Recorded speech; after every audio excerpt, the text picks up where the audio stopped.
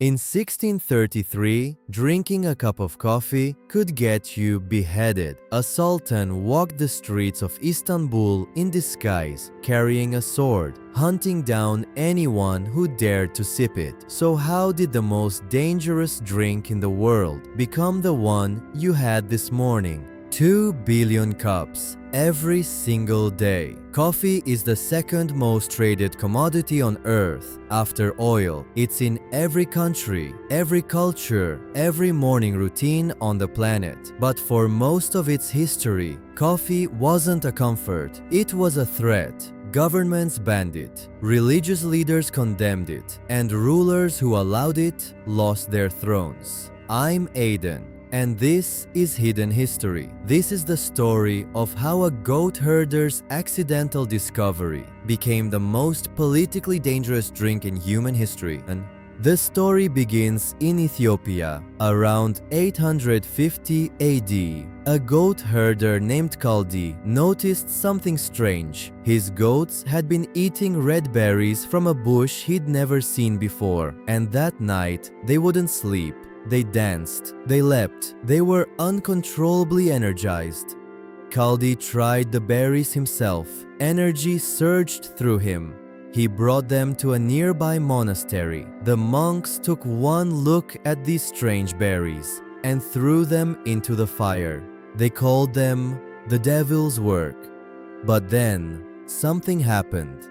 The burning beans released an aroma so extraordinary that the monks pulled them from the fire, crushed them, dissolved them in hot water, and drank. That night, for the first time, they stayed awake through their entire evening prayers. Word spread, first across Ethiopia, then across the Red Sea to Yemen. By the 15th century, coffee had reached the Arabian Peninsula, and the world would never be the same. Here's what most people don't realize about coffee houses. Before coffee, there was nowhere for ordinary people to gather. Mosques were for prayer, taverns were for the drunk, but coffee houses, they were for everyone. Rich merchants sat next to poor laborers. Scholars sat next to soldiers, and they talked for hours, completely sober. And that sobriety was the most dangerous thing in the world to any ruler who wanted to stay in power. One historian observed that people drinking alcohol would just get drunk and sing and be jolly, whereas the people drinking coffee remained sober and plotted against the government. Rulers weren't afraid of coffee.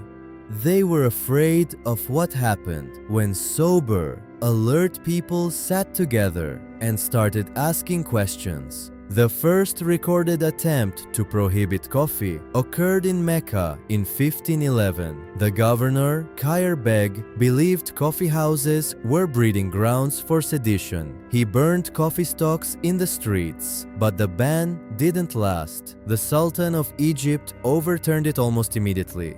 Coffee was too profitable, too popular, too powerful to stop. Then came Sultan Murad IV. Under his rule, the consumption of coffee was a capital offense. He would walk the streets disguised as a commoner, carrying a broadsword. Unfortunate coffee drinkers were decapitated as they sipped. His successor was more lenient. The punishment for a first offense was a light cudgeling. A light cudgeling, as if that were reasonable. Those caught in a second offense were sewn into a leather bag and thrown into the river to drown. And yet, people kept drinking. Every ban failed. Every execution changed nothing. Because you cannot execute an idea. And coffee had become the place where ideas lived. The French Revolution and the American Revolution were planned in coffee houses. Think about that. The two most consequential political upheavals of the modern world, both plotted over cups of coffee. In Paris, the Café de Procope became a hotbed of revolutionary discussion. Enlightenment thinkers like Rousseau and Voltaire gathered there. as well as key members of the French Revolution, like Marat and Danton.